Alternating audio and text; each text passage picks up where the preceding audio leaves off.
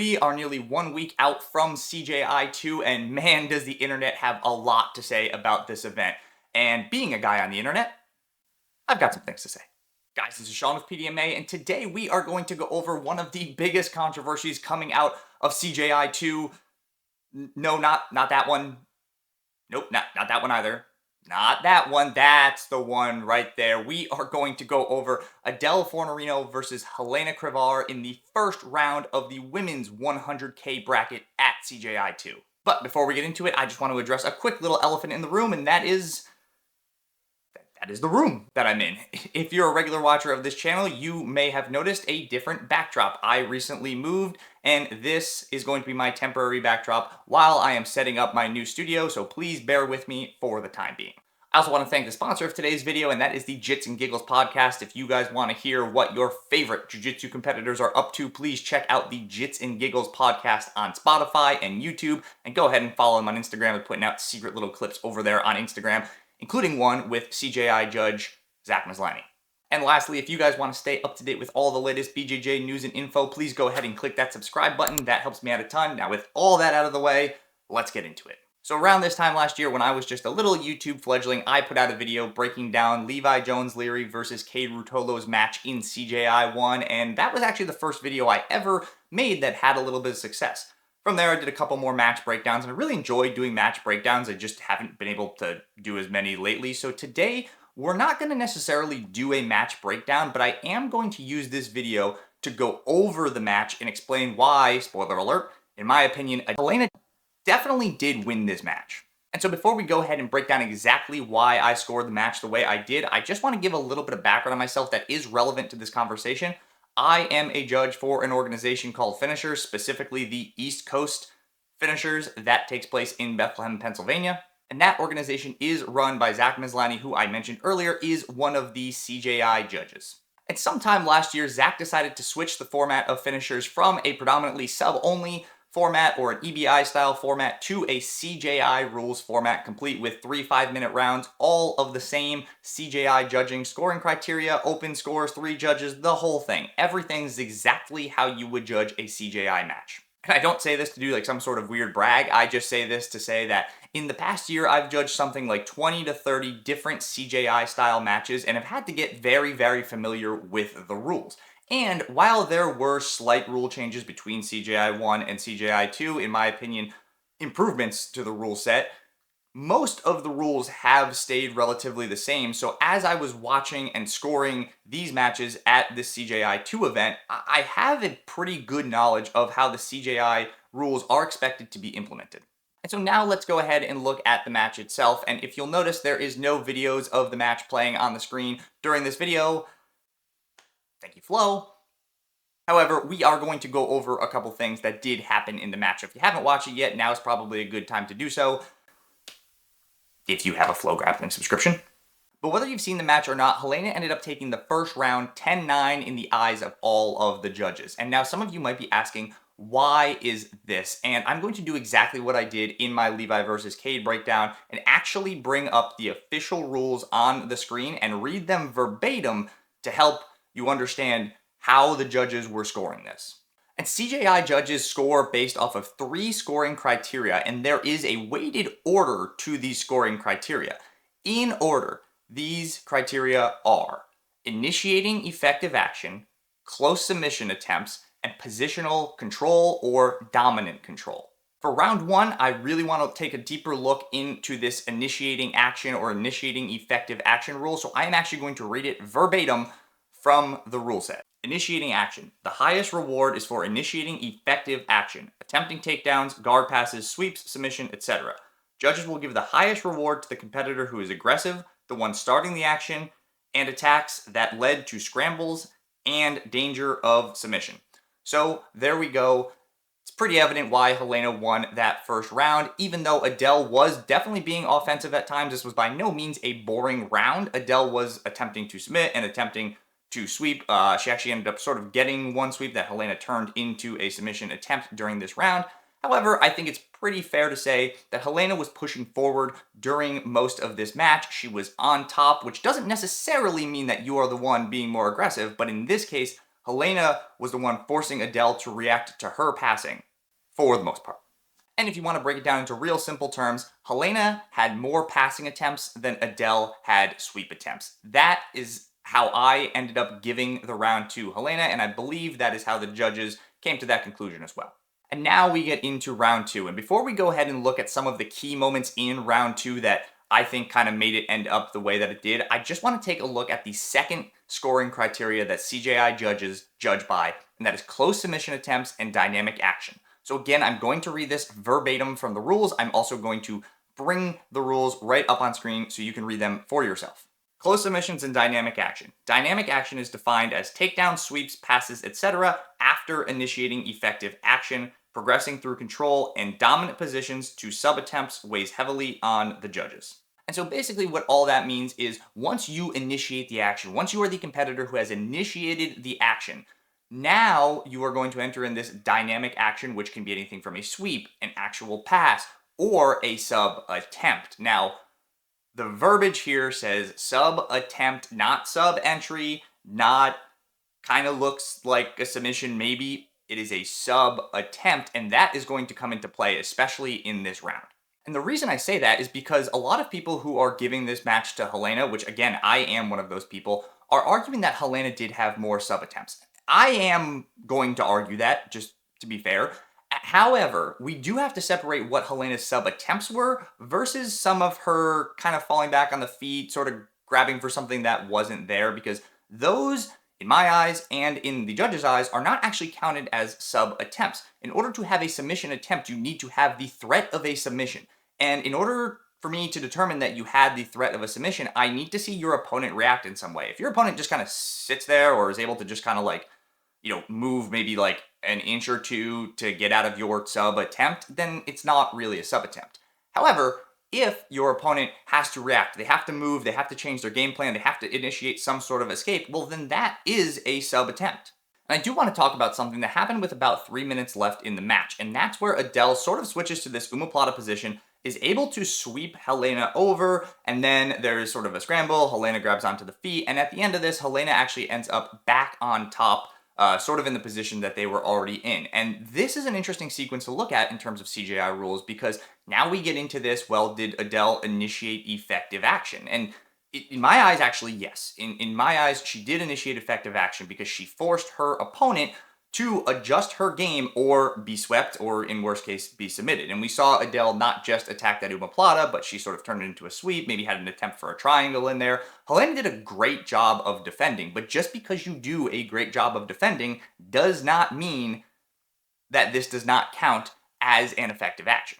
And there is another key moment in this round that happens with approximately 2 minutes and 15 seconds left in the round. Adele sweeps Helena over and grabs onto what I consider to be a pretty good footlock attempt. Helena actually ends up countering with her own footlock attempt.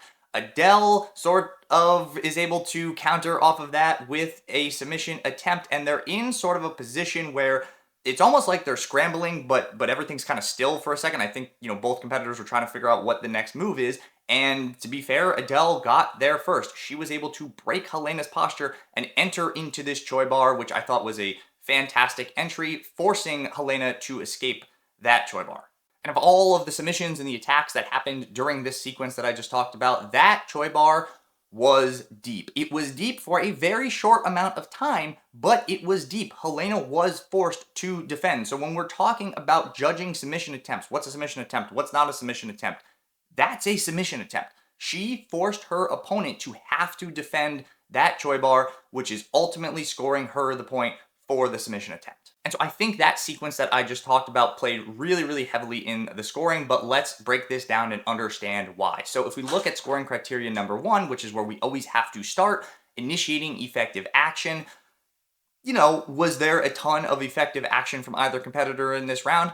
Probably not, and if there was, all things considered, it was pretty much equal back and forth. So now we look at number 2. Scoring criteria number 2 is close submission attempts and dynamic action. If we look in terms of dynamic action and we just leave out sub attempts for a second, again, all things considered, probably pretty equal. So now let's look at submission attempts. And I think what this came down to was that Adele had not only the closest submission attempt, because that actually doesn't really matter, and that's going to come into play in the next round a lot. The point being is that when you have a close submission attempt, it is a close submission attempt, and Adele just had more close submission attempts in that round, so I think I scored that round a 10-9 round.